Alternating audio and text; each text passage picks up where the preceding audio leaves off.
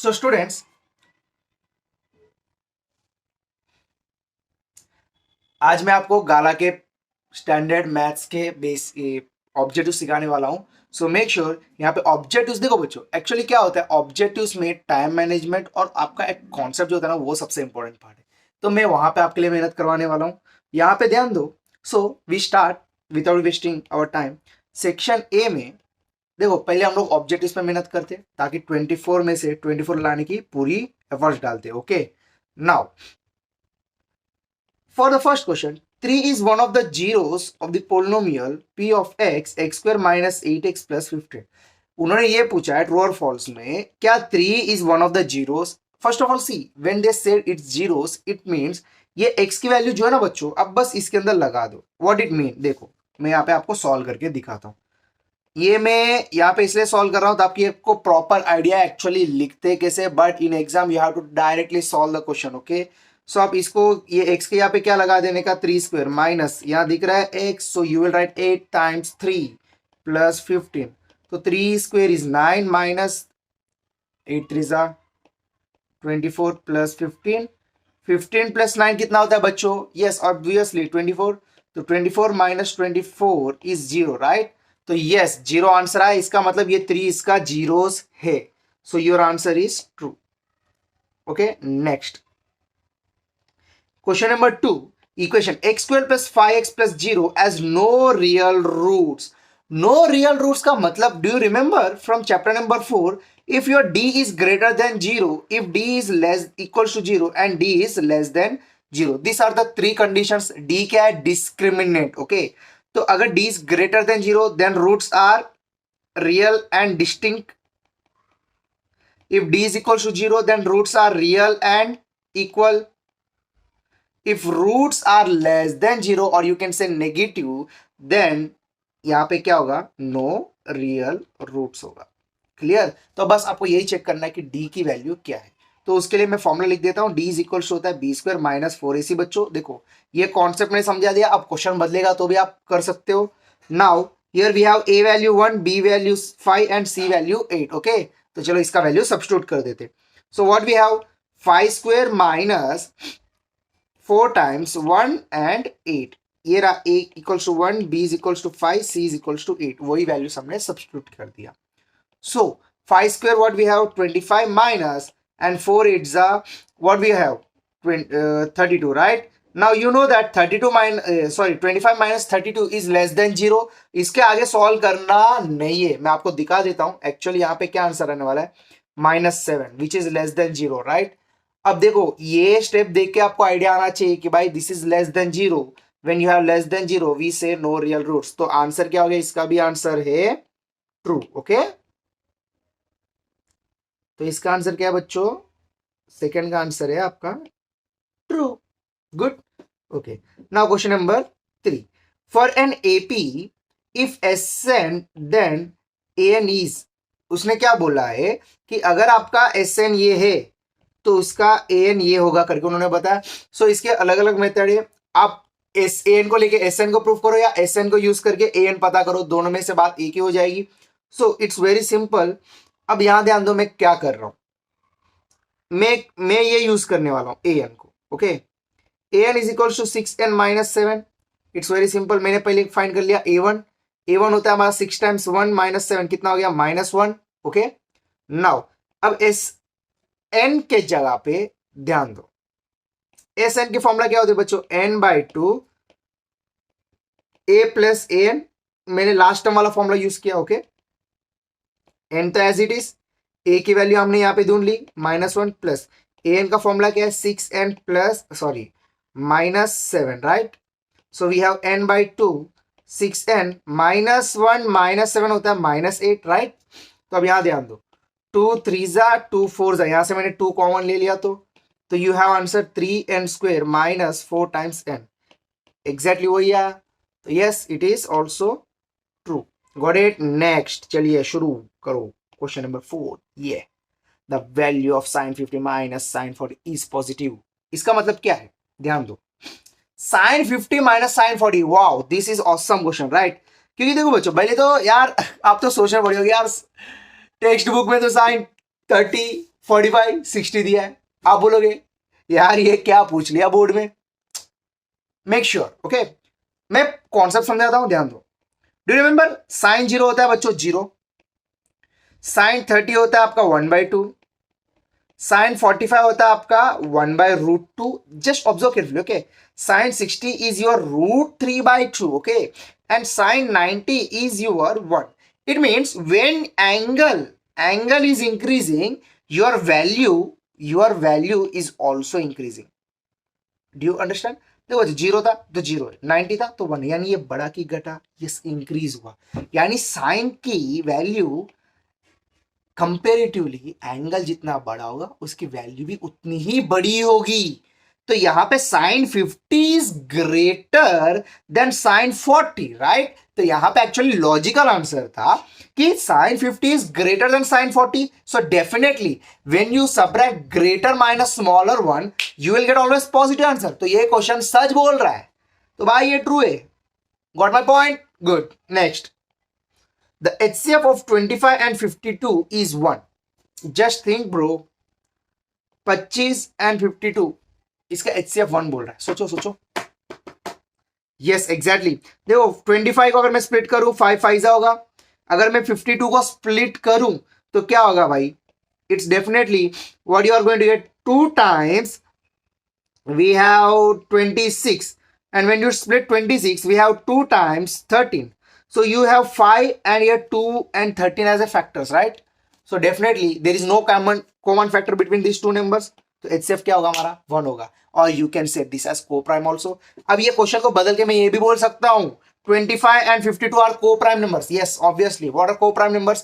The HCF of two numbers is 1. Then the numbers are said to be co-prime numbers. Now let's see the next question. Question number 6. If 4a is a solution, एक second ना मैं इसको मिटा देता हूं।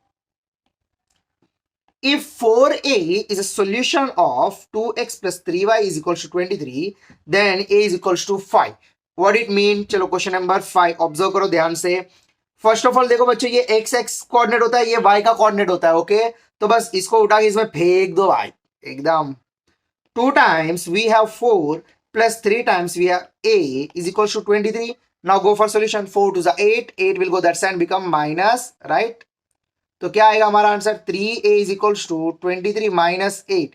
तो 23 में से 8 गया तो कितना होगा बच्चों? 15, 3 5 15, a is equals to 5 आया, तो ये भी ट्रू है। Got it? और यहाँ पे भी ट्रू था। अरे भाई इसने तो खतरनाक कर दिया, इसने तो सारे आंसर्स आपको ट्रू दे दिए भाई। ट्रू है तो ट्रू है, टेंशन मत लेना, ठीक है? Now question number 7. For a given frequency distribution, its median can be found out by drawing its. Do you remember? Median के लिए हम लोग कौन सा यूज करते हैं बच्चों? अगर आपने टेक्स्ट बुक के मीडियन के एक्सरसाइज ध्यान दिया होगा, उसमें एक बोला होगा वो ऑगी एंड द कॉकरोचेस, सुनते हो ना, ऐसा याद रख लेना। ऑजीव व्हाट?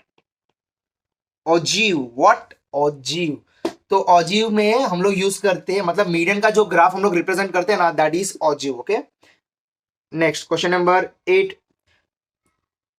तो अपना आंसर क्या है? ऑजीव। ये रहा भाई सामने दिख रहा है क्या यार? It is not possible that the probability of an event is, probability of any event is always greater than equals to 0 and less than equals to 1. So you need to find only which one is greater than 1 or which one is less than 0. Okay, कि 0 और 1 के बीच में जो भी values आएगा definitely that will, we can say that it is possible. Okay, so now ये देखो 4 and by 5, 4 by 5 देखो, इन शॉर्ट में एक सिंपल में बता देता हूं, p by q, if you are representing a fraction, this must be small, this must be greater. Denominator जब ग्रेटर होता है ना न्यूमरेटर से, that the value is always less than 1 and always greater than 0. Okay, now 5/4 देखो, मैंने अभी आपको ये बताया, ऊपर छोटू नीचे मोटू, यहां पे भाई गड़बड़ हो गया। अब आगे मत देखना, बस टिक करके आगे बढ़ जाना, टाइम नहीं है भाई, एग्जाम है हमारा, ऐसा सोचने का। Okay, now if p of a and p of a complement is 3:7, p of a, अब यहां पे देखो बहुत सारे बच्चे सॉल्यूशन पे चले जाएंगे, बट मैं स्मार्ट वर्क बताता हूं, ध्यान दो। We know that C P of A is two P of A complement का मतलब रेशियो होता है। इसका मतलब क्या है, इसका कुछ पार्ट इसका कुछ पार्ट है, okay. So 3 parts out of total what ever it is, 7 parts out of total what ever it is. In short 3 और 7 मतलब 3 पार्ट्स अगर इवेंट हो रहा है तो 7 पार्ट्स इवेंट नहीं हो रहा है। इट मीन्स टोटल पार्ट्स कितने हो गए, 10। Got my point? In short I will show here, see P of A is to P of A complement is given 3:7। इसका मतलब P of A को मैं बोल सकता हूं 3, मतलब जैसे इमेजिन करो, ये तो हमें पता नहीं, okay. And P of A complement we can say that as 7/x। तो ये x कुछ और नहीं है, सिंपल मैं बता देता हूं, 7 + 3 कर दो 10, 10 आ गया। यानी टोटल 10 पार्ट्स में से 3 पार्ट्स A का है, 7 पार्ट्स कॉम्प्लीमेंट का है। अब पूछा क्या है यहाँ पे, बस इतना ध्यान देना, P of A it is what 3 out of 3 + 7 कितना हो गया बच्चों, 10। तो आंसर क्या है, ये रहा C, C for Chetan sir. Okay next, okay question number 10 ध्यान दो इधर।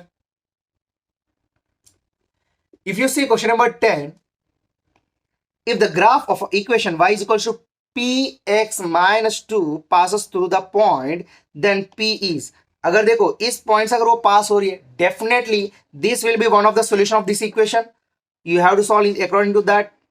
सो क्वेश्चन नंबर 9 में अगर आप ध्यान से देखोगे, ओ वेयर इज 9, अच्छा ये 9 हो गया अपना, ये 9 तो okay. So now you see this one 10,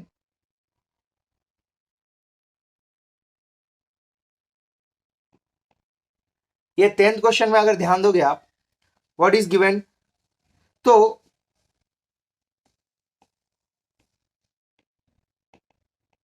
see this one, y is equals to px minus 2। देखो बच्चों एग्जाम में डायरेक्ट सॉल्व करना है, ओके। ये x की वैल्यू इधर लगा देना और ये y की वैल्यू इसमें लगा देना।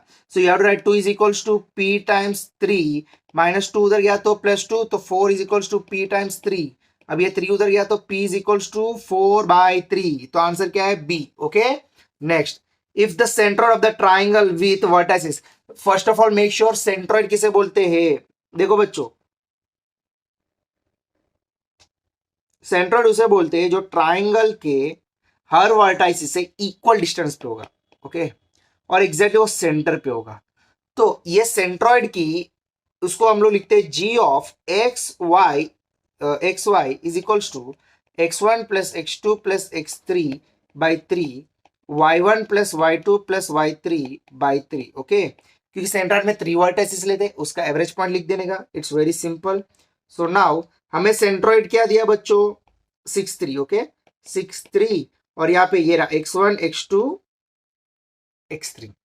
सो 7 + y + 9, देखो एक्स वाई दिया करके कंफ्यूज मत हो जाना, कॉमा से पहले जो होता है वो हमारा एक्स कोऑर्डिनेट होता है, कॉमा के बाद जो होता है वो हमारा वाई कोऑर्डिनेट ही होता है, okay. So now what we have by 3 and we have this one y my y, so x minus 6 plus 10/3, बस इसको x के साथ इक्वेट करो, y कोऑर्डिनेट को y के साथ इक्वेट करो। So we have 6 is equals to 7 + 9 is how much, 16। तो 16 + y/3, 3 6 18 is equals to 16 + y। अब 16 उधर गया तो 2 is equals to y, तो y की वैल्यू क्या मिली बच्चों, 2। अब y की वैल्यू 2, एक ही ऑप्शन है आपको दिख रहा है, डी। डेफिनेटली दूसरा ऑटोमेटिक सेट हो जाएगा, फाइंड कर लेना। Now question number 12, okay. So if the median of the observation arranged in the ascending order as 6 7 x - 2 x 17 20 is 16। देखो बच्चों मीडियन उसने दिया है, ओके। सो क्वेश्चन नंबर 12 में अब ध्यान से देखो थोड़ा सा, ठीक है। So they are saying that median का मतलब क्या होता है, जो बीच में होता है। But if you see the observation, you see 1 2 3 4 5 6, there are total 6 observation, it means it is even, okay. तो यानी जब 6 ऑब्जर्वेशन होता है उसको इवन बोलते हैं, जब ऑड नंबर आता है तो आपको ऑड ऑब्जर्वेशन बोलोगे। तो इवन ऑब्जर्वेशन में मैं पैटर्न जो बोल रहा हूं उस पर ऑब्जर्व करो, 1 2 3। अगर मैं पीछे से काउंट करूंगा 1 2 3, इट मींस ये ऐसा पोजीशन है, आगे से करूंगा तो ये थर्ड पे आ रहा है, पीछे से करूंगा तो ये थर्ड पे आ रहा है। इसका मतलब ये दोनों आपका मीडियन हो जाएंगे, okay. So you have to write x - 2 + x/2। क्या लिखने का, उसका दोनों को ऐड करो, डिवाइड बाय 2 कर दो। अब उसने मीडियन दे दिया आपको कितना, 16। So you write it is equal to 16 and 2 will go that side. So we have x plus x as 2x minus 2 is equals to 32. Minus 2 उधर गया तो क्या हो गया बच्चों, प्लस हो जाएगा. So you have 2x is equals to 32 plus 2 is how much, 34. तो 2 how many times, 17 are. तो x की वैल्यू कितना हो गई, 17 answer. Got it, good. So इस तरीके से क्वेश्चन बदल देगा तो भी आप जरूर सॉल्व करना. Okay, now we will go for question number 13. The area of the triangle formed by the x-axis, they said that it is x-axis. Okay, so if you observe carefully, देखो इन्होंने क्या बोला, the area of the triangle formed by the x-axis. x-axis का मतलब क्या है पता है, you have 0 y, oh sorry, ये अपने x एक्सिस बोले तो x कोऑर्डिनेट होगा, y कोऑर्डिनेट 0 होगा. ओके, एंड y एक्सिस क्या होगा हमारा, 0 y, और यहां पे ये दिया है कोऑर्डिनेट. तो देखो इसको अगर मैं आपको अच्छे से दिखाऊं कोऑर्डिनेट ज्योमेट्री के अंदर, कोऑर्डिनेट ज्योमेट्री में समझो ये हमारा इक्वेशन है, ठीक है. x plus Y is equal to 8 दिया है. Do you remember from the 9th standard we used to do like this, x और y. अगर मैं x को 0 लूंगा तो देखो बच्चों y 8 हो जाएगा, अगर मैं y को 0 लूंगा तो x 8 हो जाएगा, यानी ये वाला पॉइंट आ गया. ऑब्जर्व केयरफुली, ये x एक्सिस और y एक्सिस को टच कर रहा है,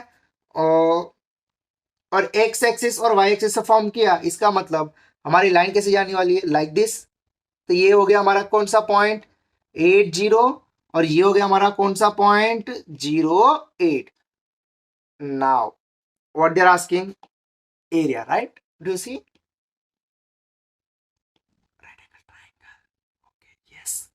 तो यहां पे बस आपको यहां से यहां तक का डिस्टेंस कितना है बच्चों, 8. यहां से यहां तक का बच्चों डिस्टेंस कितना है, 8. Okay, do know area of right angle triangle, half base into altitude, right. तो ये रहा बेस और ये रहा अल्टीट्यूड. तो हाफ 8 इंटू 8, 2 4 जा 4 8 जा कितना होता है, 32. तो ये रहा 32 square units. Got it, good. Question number 14 करते हैं. Okay, now in the question number 14, the distance of the point -5 12 from the origin. origin का मतलब क्या होता है, यानी इन शॉर्ट -5 12 कहां तक बच्चों, origin मतलब 0 0. ओके, तो ये origin 0 0 हो गया. Do remember distance formula, distance अगर मैं इसको x1 x2 बोलूंगा और इसको x1 y1 बोलूंगा, इसको x2 y2 बोलूंगा, so the distance will be square root x2 minus x1 whole square plus y2 minus y1 का whole square. So what you have, square root. तो x2 कितना बचा, 0 0 माइनस 5. देखो मैं आपको पूरा लिख के दिखाता हूं ताकि इनकेस ऑब्जेक्टिव में आया तो, सब्जेक्टिव में आया तो आप सॉल्व कर सको, बट एग्जाम में इंस्टेंटली आपको सॉल्व करना है डायरेक्टली 0 माइनस 12 का होल स्क्वायर. ओके, तो अब मैं इसके बाद एक ट्रिक सिखाऊंगा, स्क्वायर रूट और 5 माइनस 0 इज ऑब्वियसली 5, राइट. तो 5 का स्क्वायर 25 और ये 12 का स्क्वायर 144, ये हो गया 169. तो you have 13 centimetre, right, 13 units. Now the point, whenever you are going to find the distance from the origin, it's very simple. Distance from origin is given as x square plus y square. In short, exam में अगर आपको यह पूछा गया कि origin से distance कितना है, उस कोऑर्डिनेट्स का स्क्वायर करके प्लस करके रूट निकालो, प्लस करके स्क्वायर, सॉरी स्क्वायर करके प्लस करके रूट निकालो. तो ये चीज का ध्यान रखना. Okay, good.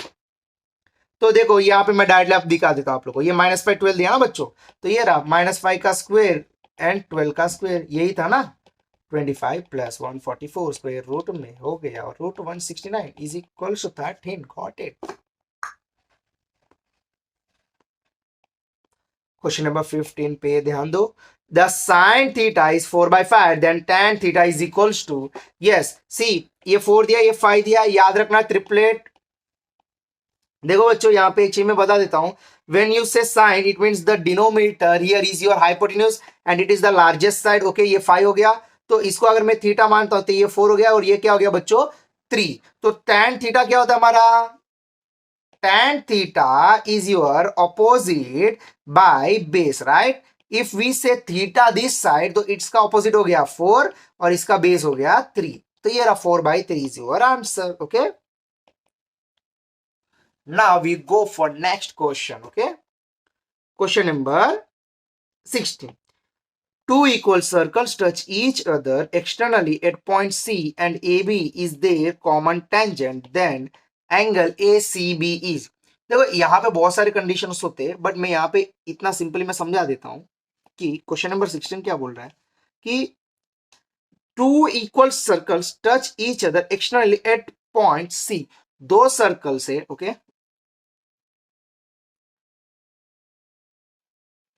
और एक पॉइंट सी पे वो टच कर रहे, ठीक है, और ये इक्वल सर्कल से, तो इसके जो टेंजेंट्स होगा ना,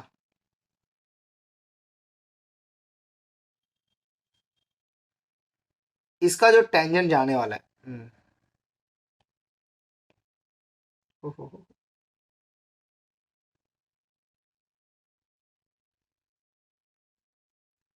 इसका जो टेंजेंट जाने वाला है,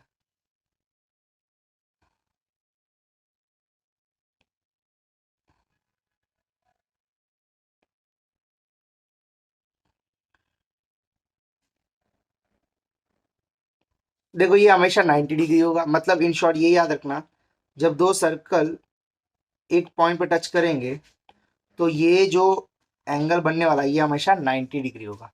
तो उन्होंने इस तरीके से पूछा, ये रहा ए, ये रहा बी और ये रहा सी, तो ये हो गया हमारा 90 degree. Okay, now question number 17.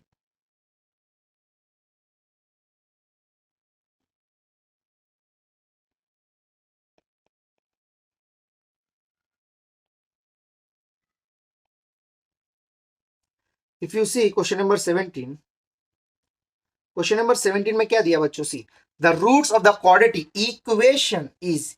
इसका रूट्स पूछा, ओके, तो स्ट्रेट फॉरवर्ड ये लोग ने सब ब्रेक करके दे दिया, तो इज इक्वल टू 0 और ये 5x minus 3 is equal to 0 लिख लेने का. तो you have x is equal to 5/3 and x is equal to 3/5. So you have 5/3 और 3/5. Okay, next 18. द मीन क्या बोला है? The mean of the first N natural number. Mean of the first how many N natural numbers? Do you remember? N natural numbers 1 2 3 4 इस तरीके से जाएगा N तक. तो एस एन मीन पूछा है ना, तो मीन बोले तो इन सब का ऐड करके डिवाइड बाई एन होता है. तो पहले तो इन सब का प्लस करना है हमें, ठीक है.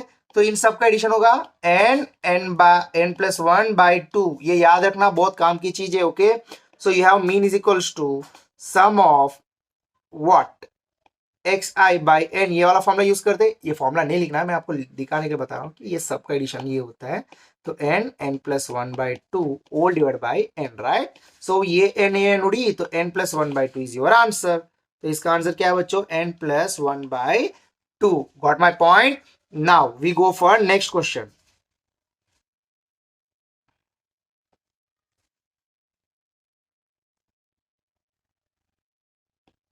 चलो ये वाला क्वेश्चन सॉल्व करते हैं अब. Question number 19. If the areas of the square and a circle are equal, find the ratio of their perimeters. Okay, what they are saying in question number 19, if the areas of square, area of square and circle, तो पहले तो area of square क्या होता है? Side square. और उस circle का area क्या होता है? Pi R square. Let side square भी A square is equals to pi R square.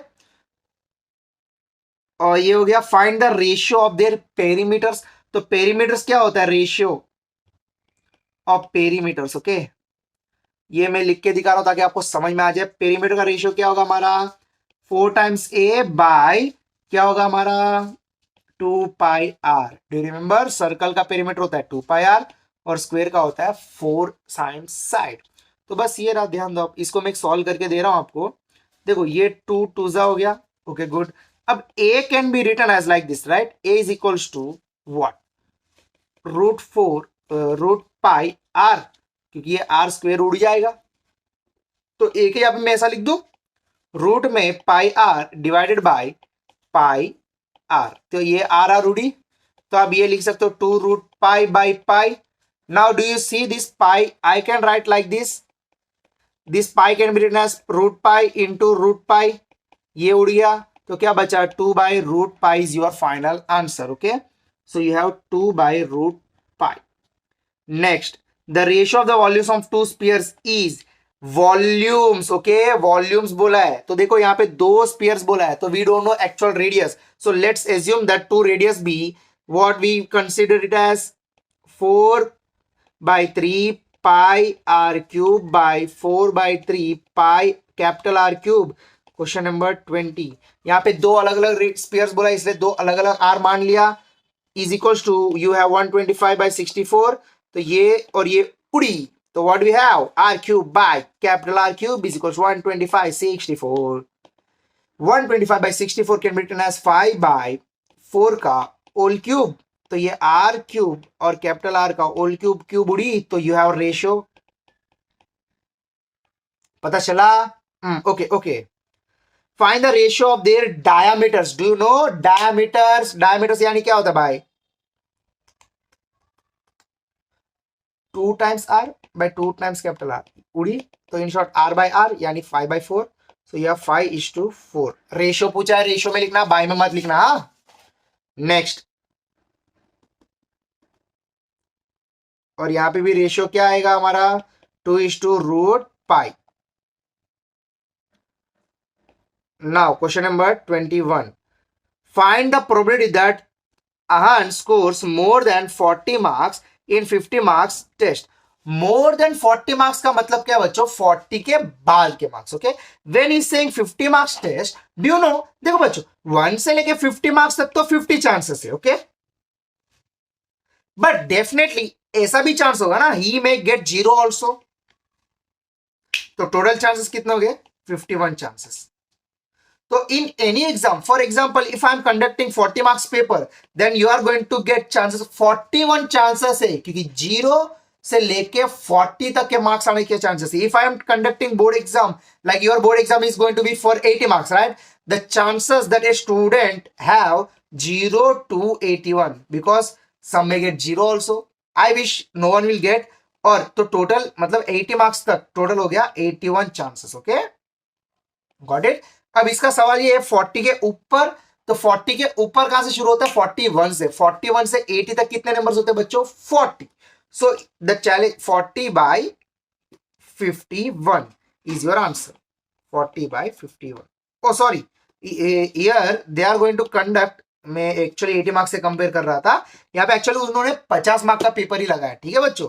तो 40 के ऊपर हमारा होता है 41 से लेके 50 तक, we have 10 chances. C 41, 42, 43, 44, 45, 46, 47, 48, 49, 50, so we have 10 chances, so we have 10/51 is your answer, okay। तो हमारा आंसर क्या आएगा? ए भाई क्या रे, कुछ भी लिख दे रहे, 10/51। Now question number 22, one letter is chosen at random from the letters of the word probability। probabilities में कोई एक लेटर उन्होंने क्या कर दिया? चूज कर लिया, ओके। तो हमारा आंसर क्या आएगा? यहीं पे डायरेक्टली बता सकते हो आप। Find the probability that the chosen letter is vowel. Vowel क्या होता है? AEIOU, तो ये रहा 1 2 3 4, तो there are 4 chances, right? 4 by how many are there? 1 2 3 4 5 6 7 8 9 10 11, तो टोटल 11 आर देर। सो एक बार तसल्ली के लिए फिर से काउंट कर लेते ताकि गलत ना हो। 1 2 3 4 5 6 7 8 9 10 11, total alphabets are 11 in that. Vowels देख लो, ये रहा O, A, I and I, there are 4 vowels in the probability letters, okay, so we have 4/11 is your probability, okay। So now question number 23, ध्यान से देखो, what is the HCF of 65 and 117? 117, okay, 117 is a multiple of what? Check करो, 13 का multiple है वो 117, ओके। So how many times 117? 9 जा 13 9, तो ये रहा 3 9 जा 27, 2 3 1 9 1 जा 9 प्लस 2 11 आ गया ना। तो ये होता है 13 का टेबल में और ये आता है 13 के टेबल में, तो 13 इसका क्या हो गया? HCF, इंस्टेंटली ऐसे फाइंड कर सकते हो। देखो बच्चों, जीरो से लेके आपको 20 तक का टेबल ना दिमाग में घूमना चाहिए, तभी अपना फास्ट कैलकुलेशन होगा। Next question 24, what is the coordinates of the mid point of the line? Mid point पूछा है, do remember x1 plus x2 by 2, तो ये 5 प्लस 7 बाई 2 कितना होता है हमारा 12 बाई 2 6, और ये 10 माइनस 2 8 बाई 2 कितना होता है 4। तो it's very simple, got my point. See इसी तरीके से मैं और वीडियोस अपलोड करने वाला हूं। Make sure you like and subscribe the channel, and आपके दोस्तों को जरूर शेयर करना। और कोई भी डाउट हो आप नीचे कमेंट करो, yes I will maximum try कि मैं ज्यादा से ज्यादा वीडियोस और अपलोड करूं। और देखो बच्चों, इट डजंट मीन कि यू आर इन बेसिक और you are in standard, okay, when it comes to objective it's your ability. तो आपकी एबिलिटी बहुत मैटर करता है। तो ये चीज का ध्यान देना कि ऑब्जेक्टिव्स आपके पास जितने मटेरियल्स अवेलेबल है ना उसके 100% करके जाना, ताकि आपके 24 मार्क्स में से आपको मैक्सिमम स्कोर आप कर सको। And the point is you have to solve this 24 objectives in 24 minutes. यहाँ पे देखो, यहाँ पे 30 मिनट्स तो मतलब ऑलरेडी हो चुका है। यस डेफिनेटली, क्योंकि मैं आपको एक एक फॉर्मूलास लिख के डेफिनेशन समझा के करवा रहा था।